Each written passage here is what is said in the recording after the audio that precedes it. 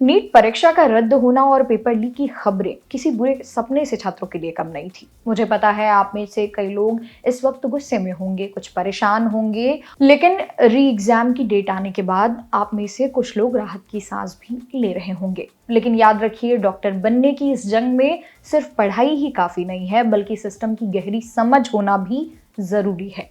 जब आप दोबारा मैदान में उतरेंगे तो आपको पता होना चाहिए कि आप कितनी सीटों के लिए लड़ रहे हैं और आपके लिए आरक्षण के क्या नियम हैं।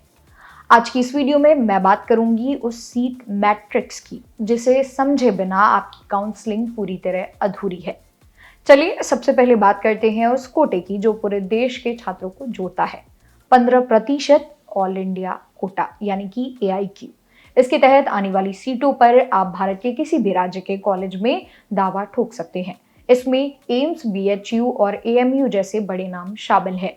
यहाँ केंद्र सरकार की आरक्षण नीति चलती है। इसका गणित बहुत सिंपल है।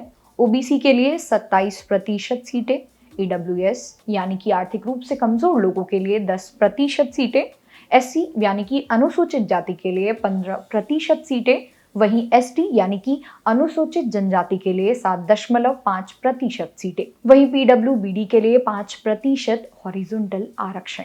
यानी अगर आप टॉप रैंकर्स में हैं तो ये 15% सीटें आपके लिए देश के बेहतरीन मेडिकल कॉलेजों के दरवाजे खोल देती हैं। अब आते हैं उस हिस्से पर जहां सबसे ज्यादा सीटें होती हैं, 85% स्टेट कोटा। सरकारी मेडिकल कॉलेजों की ज्यादातर सीटें इसी कोटे में आती हैं, लेकिन यहाँ एक बड़ा पेच है। इन सीटों पर सिर्फ वही छात्र दावा कर सकते हैं जिनके पास उस राज्य का निवास प्रमाण पत्र हो। यहाँ की आरक्षण नीति राज्य सरकारें तय करती हैं, इसलिए बिहार में OBC का प्रतिशत अलग हो सकता है और महाराष्ट्र में अलग। PWBD 5% आरक्षण यहाँ भी उसके लिए लागू होता है। तो अगर आप अपने ही राज्य के कॉलेज में डॉक्टर बनना चाहते हैं तो ये कोटा आपके लिए सबसे बड़ा सहारा हो सकता है।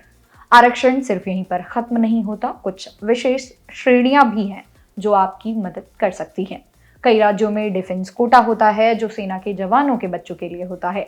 इसके अलावा आते हैं प्राइवेट और डीम्ड विश्वविद्यालय।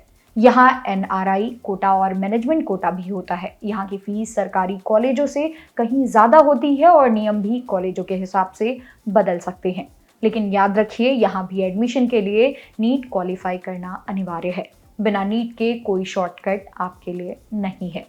दोस्तों, पेपर लीक और सिस्टम की कमियों ने हमें थोड़ा पीछे जरूर धकेला है, लेकिन हमारे इरादे कमजोर नहीं हुए हैं।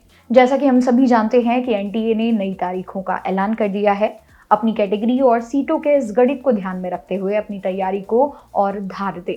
अगली बार जब आप परीक्षा हॉल में बैठें तो ये साफ हो जाना चाहिए कि आप किसी कोटे से और कितनी सीट के लिए compete कर रहे हैं।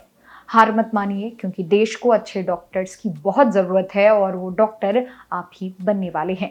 ये वीडियो अपने दोस्तों के साथ ज़रूर शेयर करें ताकि उन्हें भी सीटों का सही गणित पता चल सके। मेरा नाम है मोनाली पांडे, मिलते हैं अगली वीडियो में।